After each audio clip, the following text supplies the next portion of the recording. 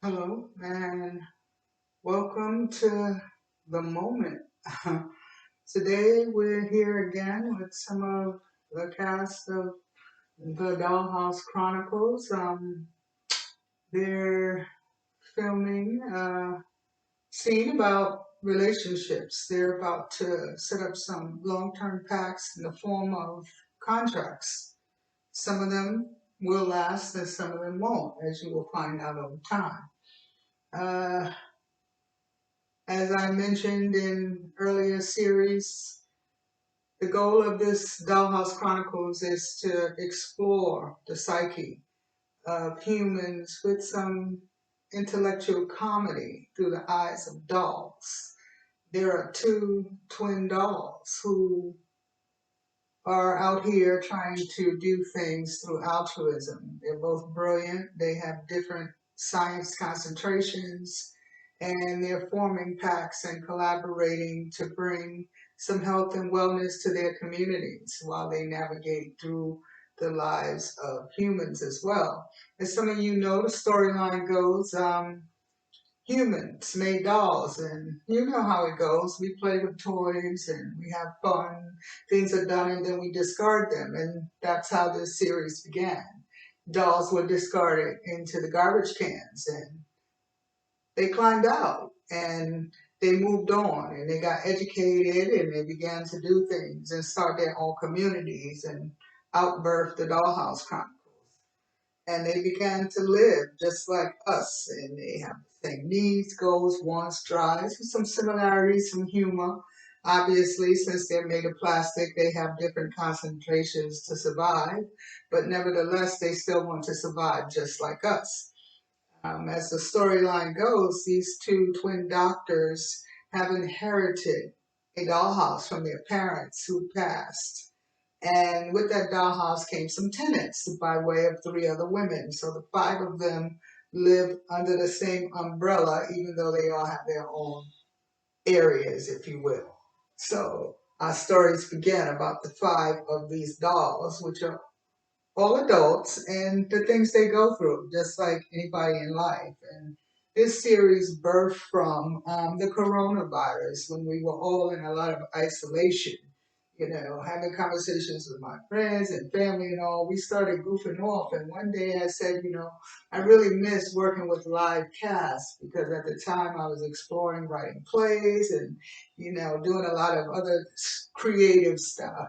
So all of a sudden, boom, we're all isolated. And I was really like wanting to release that energy. So I came up with this idea. I said, hey, dolls. Let's use dolls instead, since I really didn't want to get access to people. And here they are. I really thought it out and what I wanted to bring to the community, and I decided to tell some stories. Not just my stories through humor, but other people's stories and things we go through.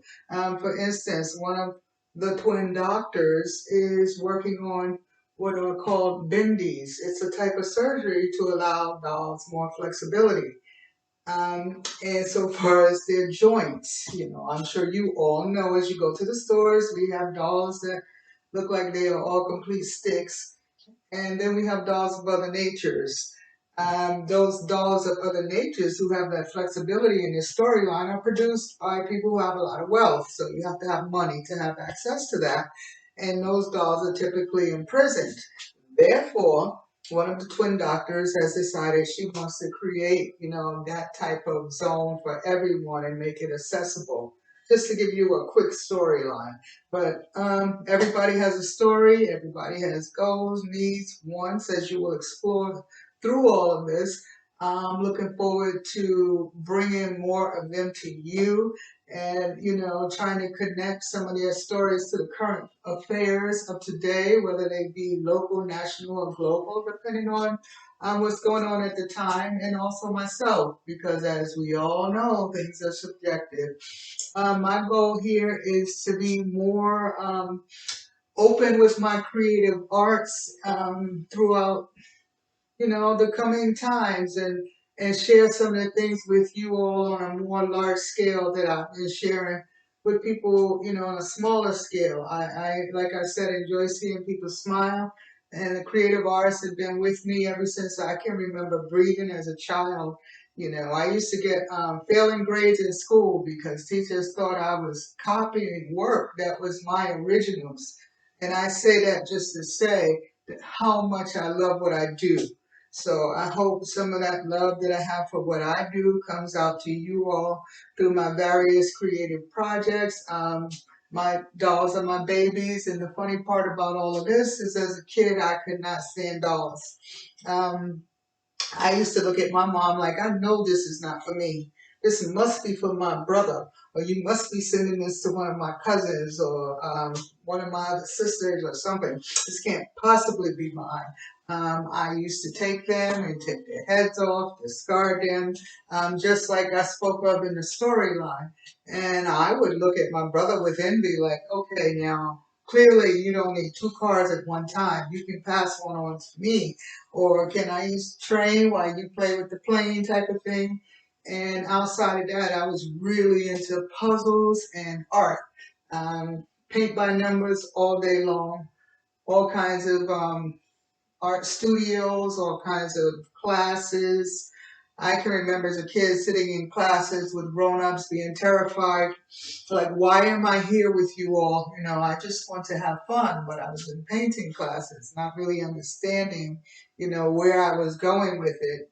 I think the energies of the earth that I'm still here today to be able to collaborate within myself, with my various passions and bring them together collectively in a way that I can express them to you and hopefully touch a heart and make a difference in someone's mind, even if just for a moment I can create a smile.